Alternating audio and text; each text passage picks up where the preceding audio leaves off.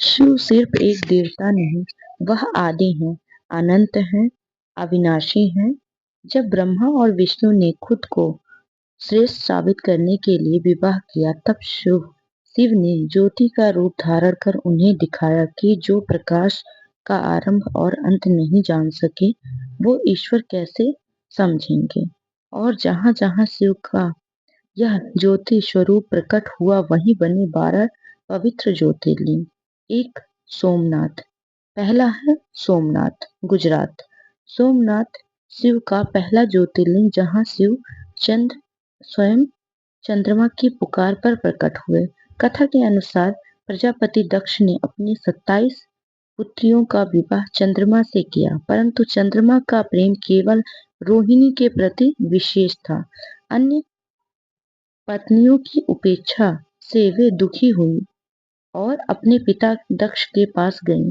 दक्ष ने चंद्रमा को समझाया कि सभी पत्नियां के साथ समान व्यवहार करें, लेकिन चंद्रमा पर रोहिणी का मोह इतना गहरा था कि उन्होंने अपने ससुर की बात को भी अनसुना कर दिया। आखिरकार क्रोधित दक्ष ने चंद्रमा को क्षय रोग का श्राप दे दिया। चंद्रमा तेज कम करने लगा और धीरे धीरे सारा ब्रह्मांड अंधकार होने लगा। देवताओं और ऋषियों ने चंद्रदेव के लिए ब्रह्मा से प्रार्थना की। ब्रह्मा ने कहा कि दक्ष का श्राप टाला नहीं जा सकता, परंतु उससे मुक्ति का एक उपाय है। ब्रह्मा जी ने चंद्रमा को प्रभास क्षेत्र में जाकर भगवान शिव की मृत्युंजय मंत्र से आराधना करने को कहा। चंद्रदेव देवताओं के साथ प्रभास पहुंचे। वहां उन्होंने शिवलिंग स्थापित कर 6 महीने तक कठिन तप किया।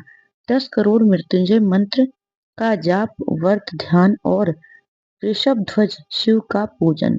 चंद्र की भक्ति और तप से प्रसन्न होकर भगवान शिव प्रकट हुए।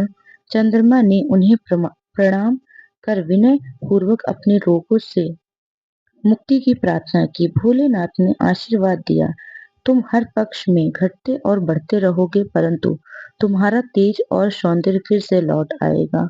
और इसी स्थान पर शिव ज्योतिर्लिंग के रूप में प्रकट हो गए, जो आगे चलकर सोमनाथ के नाम से प्रसिद्ध हुआ। दूसरा, मल्लिकार्जुन। मल्लिकार्जुन ज्योतिर्लिंग, जिसमें मल्लिकार्जुन का दूसरा स्थान है। श्री मल्लिकार्जुन ज्योतिर्लिंग दक्षिण का कैलाश, जहाँ शिव और पार्वती दोनों विराजमान हैं। यह आंध्र प्रदेश के श्रीशैल पर्वत पर स्थित है। एक ऐसा स्थान जिसके दर्शन मात्र से मोक्ष की प्राप्ति हो गई है। कथा के अनुसार एक दिन भगवान शिव के पुत्र कार्तिकेय और गणेश के बीच विवाह को लेकर विवाद हुआ। कार्तिकेय ने कहा कि वे बड़े हैं तो पहले उनका विवाह होना चाहिए, लेकिन गणेश भी पीछे नहीं हटे। निर्णय के लिए दोनों शिव पार्वती के पास पहुंचे। भगवान शिव ने प्रस्ताव रखा और जो पहले पृथ्वी की परिक्रमा कर वापस आएगा, उसी का विवाह पहले होगा। कार्तिकेय तुरंत निकल पड़े, अपने वाहन मोर पर सवार होकर पृथ्वी की परिक्रमा के लिए, परंतु गणेश जी भारी शरीर और चूहे जैसे वाहन के साथ तेजी से कैसे घूम सकते थे। उन्होंने अपनी बुद्धिमत्ता का परिचय दिया। शिव और पार्वती को एक आसन पर बिठाया और कहा, माता पिता ही संपूर्ण ब्रह्मांड है। फिर उनकी 7 बार परिक्रमा और पूजन किया। उनकी चतुर्थता से प्रसन्न होकर भगवान शिव ने गणेश का विवाह सिद्धि और विधि से कर दिया। जब कार्तिकेय लौटे तो उन्हें यह समाचार मिला, गणेश का विवाह हो चुका था। यह जानकर कार्तिकेय अत्यंत दुखी हो गए और कौच पर्वत पर निवास करने लगे। माता पिता के लाख प्रयासों के बावजूद उन्होंने वापस लौटने से इनकार कर दिया। माता पार्वती के हृदय के पुत्र वियोग का दर्द गहराता गया। आखिर शिव पार्वती स्वयं कैच पर्वत पहुंचे, पर कार्तिकेय वहां से 3 योजना दूर चले गए। तभी भगवान शिव ने उसी स्थान पर ज्योतिर्लिंग रूप में प्रकट होकर वहां वास किया। माता पार्वती भी वही रही, इसलिए यह ज्योतिर्लिंग मल्लिका पार्वती जोड़ अर्जुन शिव के नाम से जाना गया। इसी स्थान पर शक्तिपीठ भ्रमरांबा देवी का भी वास है।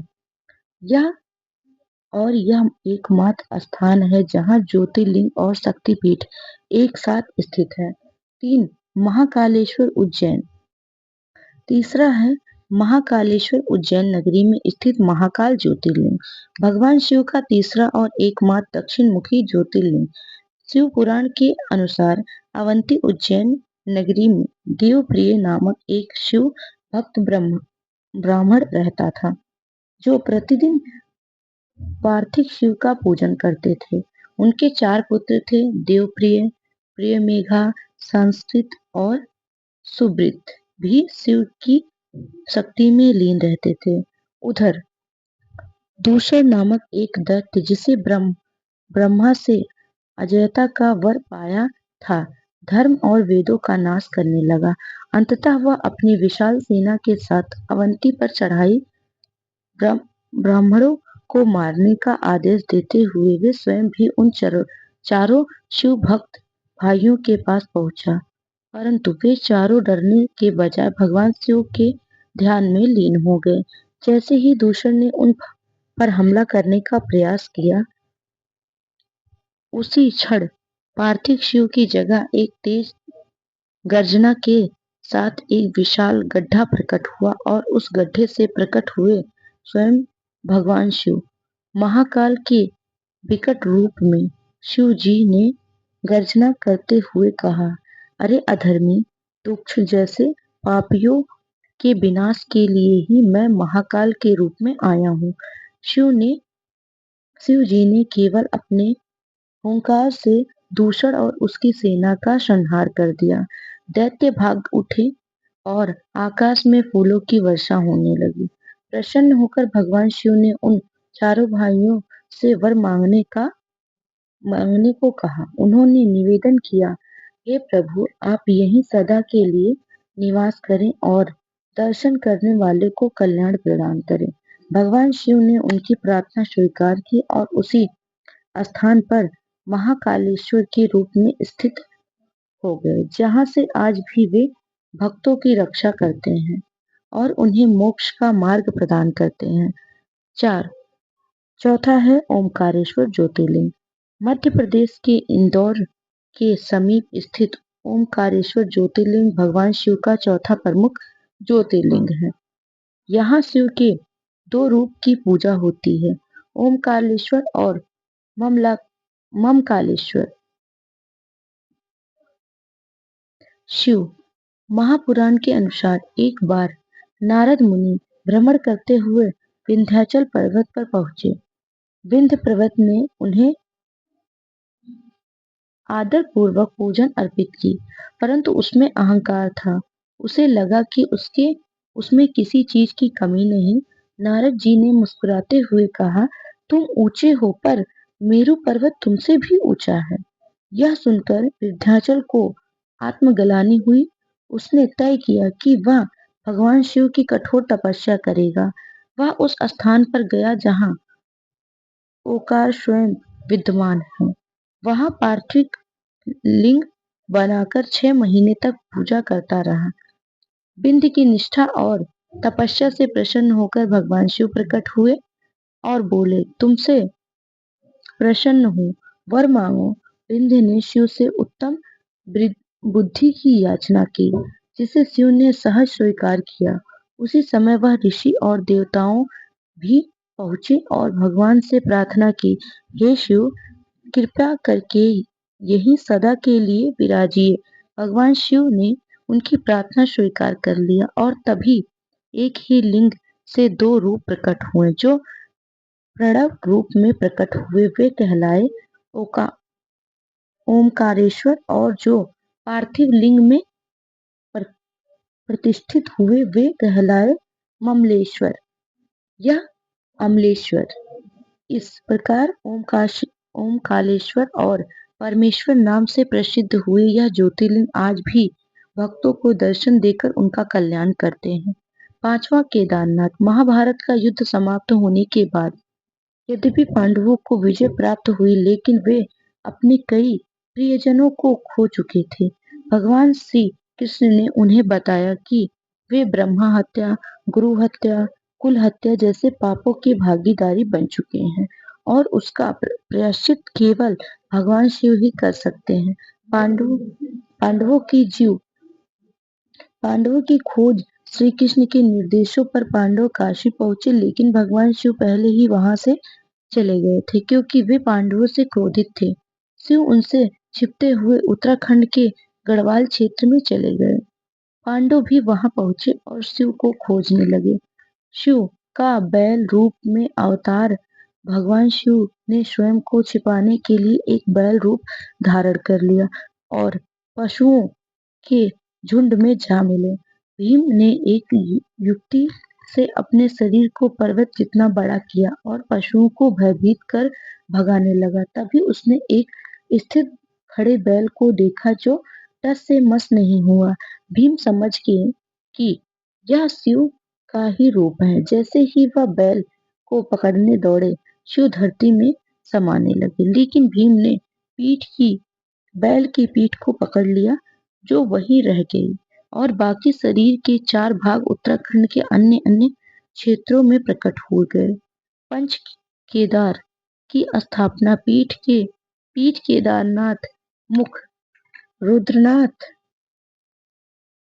भुजाएं तुंगनाथ, नाभि मध्येश्वर, हटाए कल्पेश्वर, इन पांचों जटाएं कल्पेश्वर, इन पांचों स्थलों को पंच केदार कहा जाता है।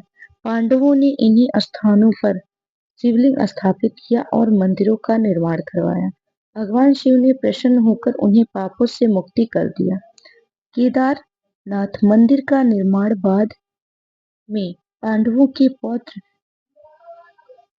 जन्मेजय ने मंदिर का विस्तार करवाया और जनसाधारण के लिए पूजा की अनुमति दी। समय बीतने पर मंदिर जर्जर हो गया।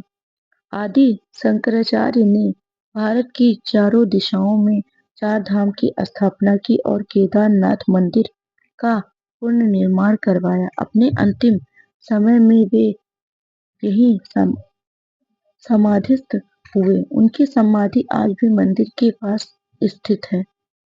6. भीमाशंकर। शिव पुराण के अनुसार पूर्व काल में भीम नाम का एक राक्षस हुआ करता था जो कुंभकर्ण रावण का भाई का पुत्र था। उसका जन्म कुंभकर्ण की मृत्यु के बाद हुआ था, इसलिए वह अपने पिता की मृत्यु के कारणों से अनजान था। एक दिन उसकी मां ने उसे बताया कि श्री राम ने उनके पिता का वध किया था। यह जानकर भीम क्रोधित हो उठा और श्री राम का वध करने का संकल्प ले लिया। उसने वर्षों तक ब्रह्मा जी की तपस्या और उनसे विजय होने का वरदान प्राप्त किया। भीम का अत्याचार वरदान पाकर भीम ने तीनों लोकों में आतंक फैलाना शुरू कर दिया। उसने देवताओं, ऋषियों और मानवों का अत्याचार किया और पूजा पाठ यज्ञ बंद करवा दिया। देवता भयभीत होकर भगवान शिव की शरण में पहुंचे। शिव भीम युद्ध भगवान शिव ने सभी को आश्वासन दिया और जब भीम ने उन्हें युद्ध के लिए ललकारा तब एक भीषण युद्ध हुआ। अंततः भगवान शिव ने भीम राक्षस का वध कर दिया। भीमाशंकर ज्योतिर्लिंग की स्थापना किया गया। जिस स्थान पर यह युद्ध हुआ वहां उपस्थित देवताओं ने भगवान शिव से अनुरोध किया कि वे ज्योतिर्लिंग के रूप में यहाँ विराजमान हो। देवताओं की प्रार्थना स्वीकार करते हुए भगवान शिव वही लिंग रूप में प्रतिष्ठित हुए। इस स्थान को ही आज हम भीमाशंकर ज्योतिर्लिंग के नाम से जानते हैं। यह तो थी हमारी 12 ज्योतिर्लिंगों की यात्रा का पहला भाग। अगले वीडियो में हम इसके आगे के ज्योतिर्लिंगों की बात करेंगे। अगर वीडियो अच्छी लगी है तो वीडियो को सब्सक्राइब करें एंड वीडियो को लाइक करें एंड चैनल को सब्सक्राइब करना ना भूलें। अगर आपको लगता है कि आपको इससे जानकारी मिली तो अपने आसपास के लोगों को भी इसको शेयर करें। हर हर महादेव।